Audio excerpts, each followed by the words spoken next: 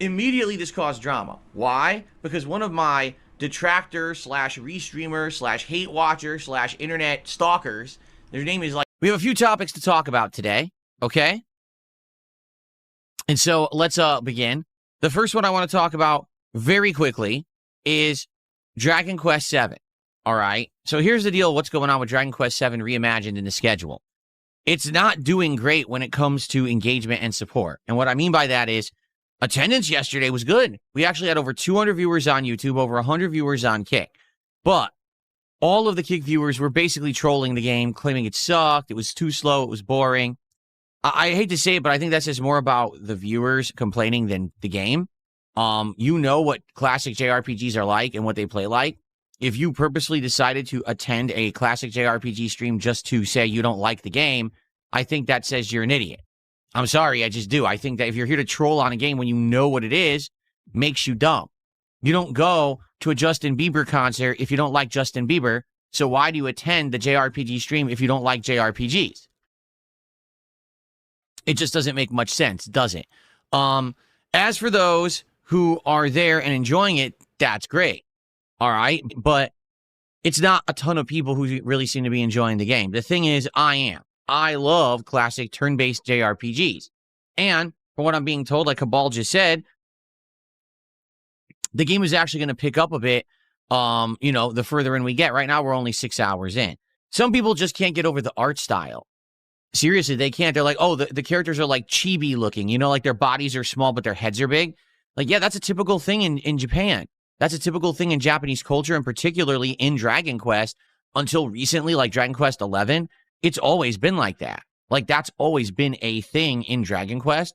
So that's why this game being a throwback Dragon Quest 7, when the current one is 11, that's why it still looks like that. I mean, it's the art style of Akira Toriyama, the guy who made Dragon Ball. So how people don't get that, I don't know. I mean, even a game like Chrono Trigger, to some extent, had that kind of hyper accentuation where the bodies weren't exactly proportionate to how they should have been in real life. So far, I'm liking it. But man, it is hard to get an audience that will engage with this game in a positive way and to support it. Good news is, by the end of yesterday's stream with Dragon Quest 11, we still had done like over $100 of support, and I was happy with that. But here's the deal. I like Dragon Quest and turn-based RPGs. I would like to keep this game in the rotation, even if it doesn't do super well.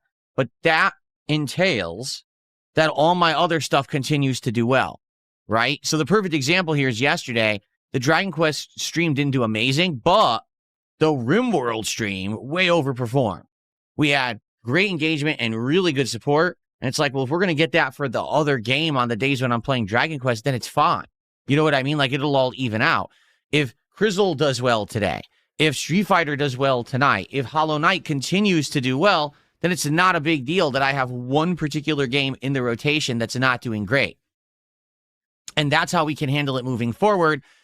But of course, ideally, the best thing would be if the game did well. Like if people did show up, engage, and actually support with Dragon Quest VII, then we wouldn't have the issue at all. So let's see what happens moving forward. All right. I am going to play Dragon Quest VII again this week on Thursday, right? I think it's Thursday's daytime stream.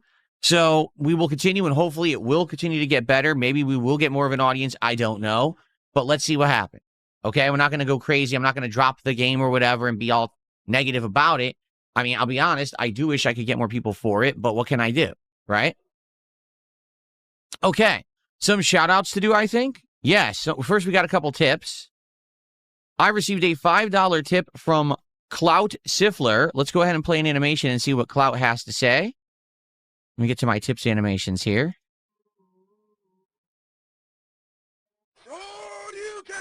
Thank you, Clout. Our first tip of the day.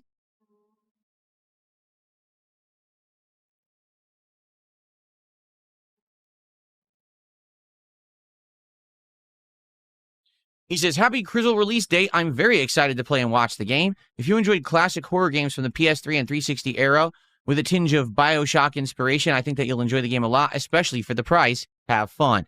Important to note, Crizzle is very inexpensive, which I thought from what we saw of this game, watching the trailer, it looks like it's a AAA game. Seriously, it does. The graphics are good, and the gameplay looks really sound. So I thought this would be like $40-50. Dude, it's like $17. I got it for $15 because they have a bundle to bundle it with Blasphemous 2, and I already own Blasphemous 2. So I got it for $14 and change. What the hell? Like, that's really inexpensive. I'm shocked it's that cheap. I'm going to guess it's probably on the shorter side, okay? Now, that's okay. If it is on the shorter side, not every game has to be insanely long, okay? So I'm all right with that, and let's see how it goes today. I think it's going to be an exciting playthrough. By the way, after I do shout-outs, I want to talk about some other games that are either out or coming out, and I'm going to address them, because I know already I'm going to get asked questions today about them. Okay.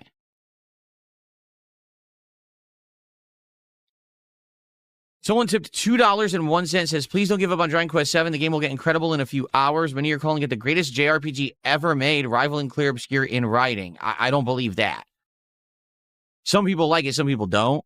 I know for a fact it's going to feel more like a legacy JRPG because the older Dragon Quests all kind of follow a similar formula of they start off feeling like typical fantasy fare with dragons and magic and swords and chivalry, but then they turn into something a little different. Like there was one Dragon Quest game where you would travel across dimensions. And now in this one, it appears there's going to be a time manipulation mechanic, which I didn't understand at first, but it was apparent on yesterday's stream that that's going to happen. So there you go. Thank you for the $2 tip there, anonymous tipper. Okay. Oh, I received a $2 super chat from Fish Tank Big Boss, who asks, if you got $100,000 for show upgrades, what would you change? Oh, that's an interesting question. If I got $100,000 and it was only to upgrade the equipment, okay, what would I upgrade? Okay, let's think honestly. All right. First off, this desk is fine for where it is and for the current setup, but ideally, I would basically move my whole entire set over to that side of the room. Okay.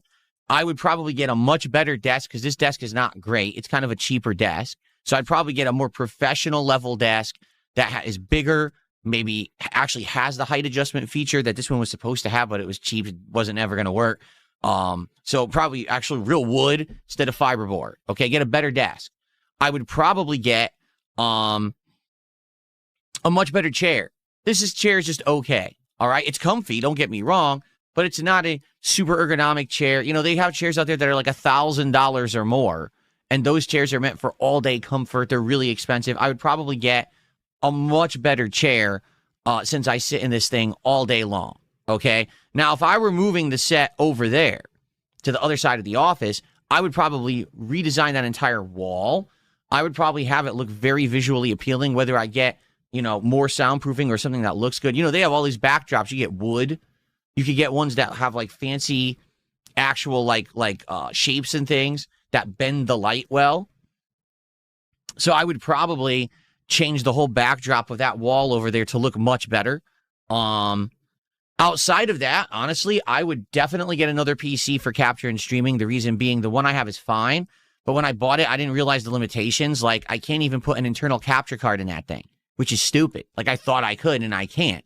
I would buy one that's, like, super high-end that could put an internal capture card in it so that I can actually do everything at the highest quality. Right now, can I capture and stream at 4K? Yes, but I cannot capture and stream at 4K and then also co-broadcast to two different websites. I can't. Imagine if I got a super high-end PC that could do that, capture and stream at 4K, and I could co-stream at 1080p to Kick and 4K to YouTube at the same time. That would be sick. I would want that. I would also want to use an internal capture device that can have every single feature. So I could do 240 hertz on this monitor. I can do G-Sync on this monitor, things I can't do with my current capture device because it's an external one because my PC doesn't work with internal capture cards. So that's just a few right off the top of my head, things that I would do if I had unlimited budget to upgrade the setup, okay? Some of those would be a big benefit to you. For example, obviously, if I was doing 4K quality, okay, you would see the benefit immediately. right, in the content. If I were to move from here to over there, I'd have more flexibility in where I could move and things I could do on the set. It would actually be even more professional because that's actually a much bigger space over there against that wall compared to what I have behind me here. And the desk could be like twice the width over there. So there's a lot I could do. I could have more stuff behind me. Basically, it would be much better if I was working from over there. But right now, just not a consideration. Okay? So there you go.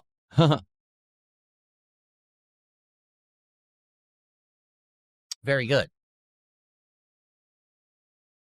Okay, so there you go. All right, so today we are going to be playing Crizzle Theater of Idols, and I'm excited for the game.